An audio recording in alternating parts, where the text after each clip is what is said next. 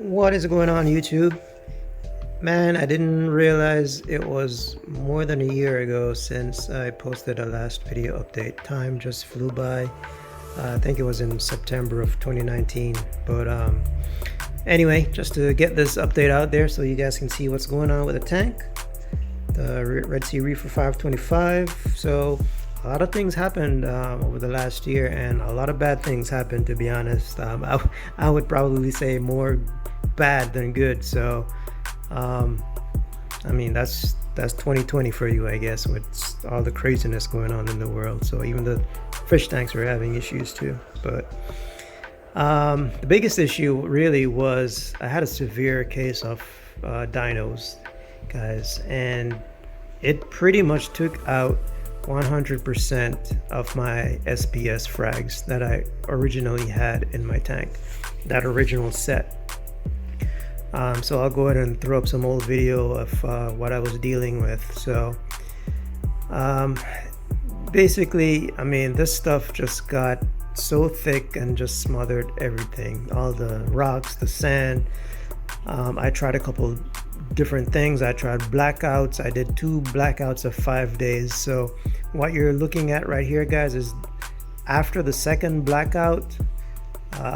This is about 5 days after the second blackout. So this isn't as bad as it looks now. It gets worse. Imagine the stuff that you're looking at right now. Imagine it 2 or 3 times worse, or thicker.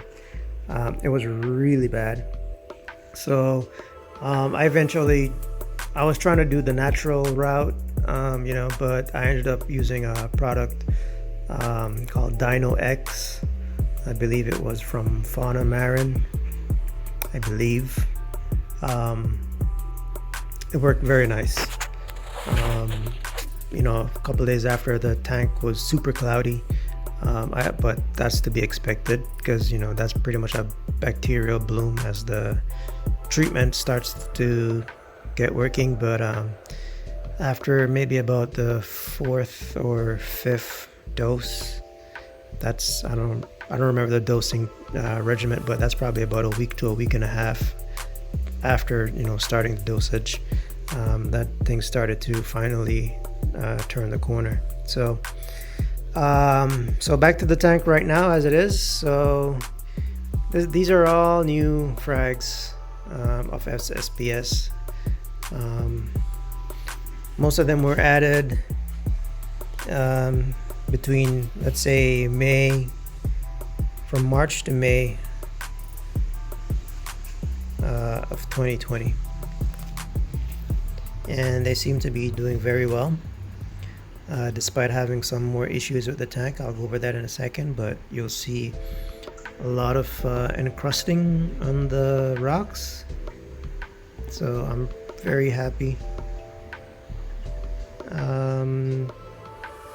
with how they're progressing. So yeah, one of the issues I had was with my Trident, and actually I'm still having an issue with my Trident. I'm waiting for an RMA from Neptune, but the earlier issue was somehow my calcium was miscalibrated.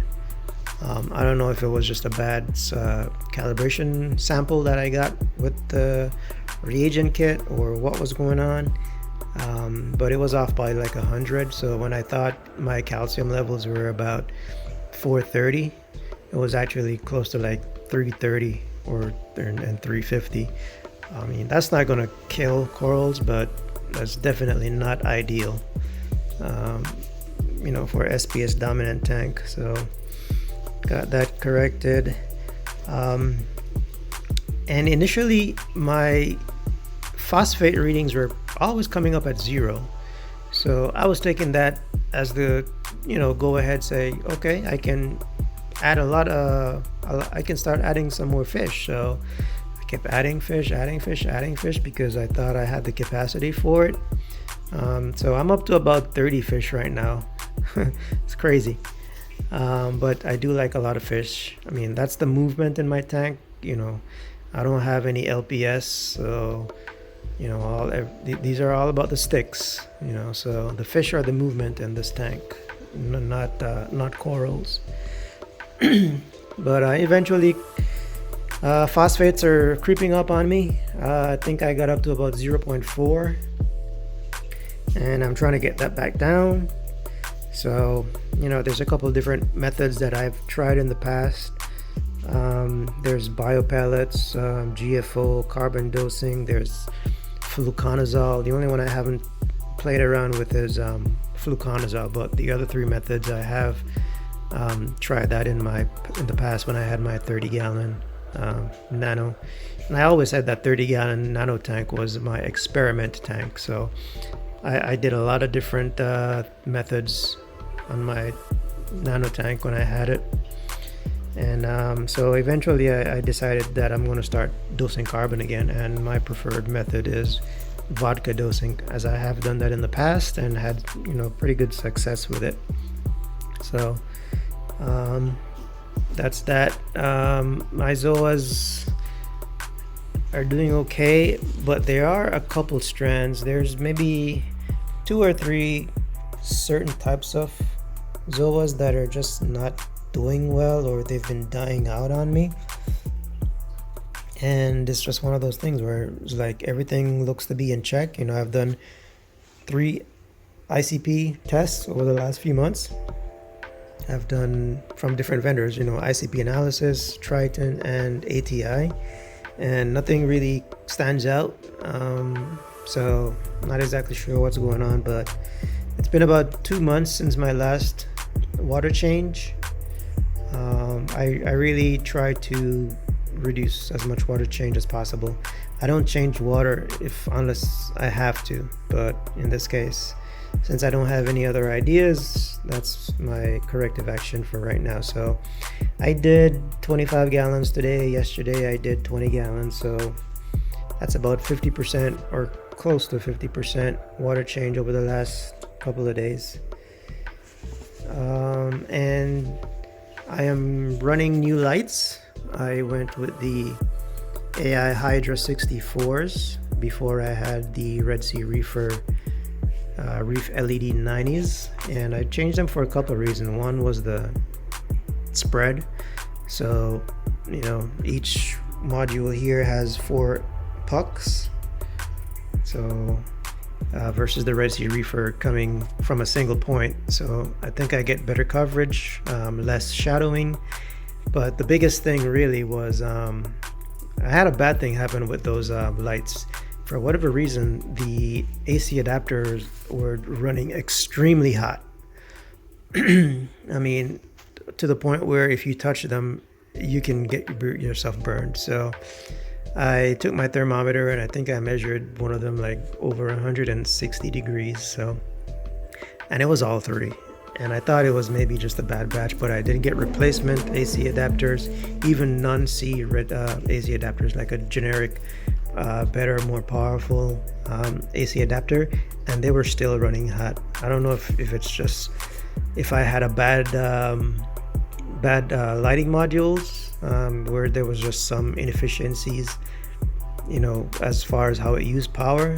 I have read online a couple people having issues, and a couple people that says they got theirs replaced and everything was fine after that. But whatever. I just went with a new brand. I have used Hydras in the past. I actually still have my original Hydra somewhere in storage. So, and I actually like the daylight look that you can get with the Hydras.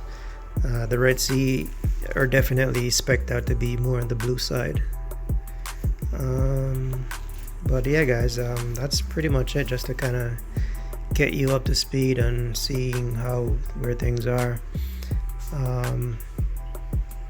Some of these corals is really interesting, like the growth patterns, because my tank is infested with vermetid worms.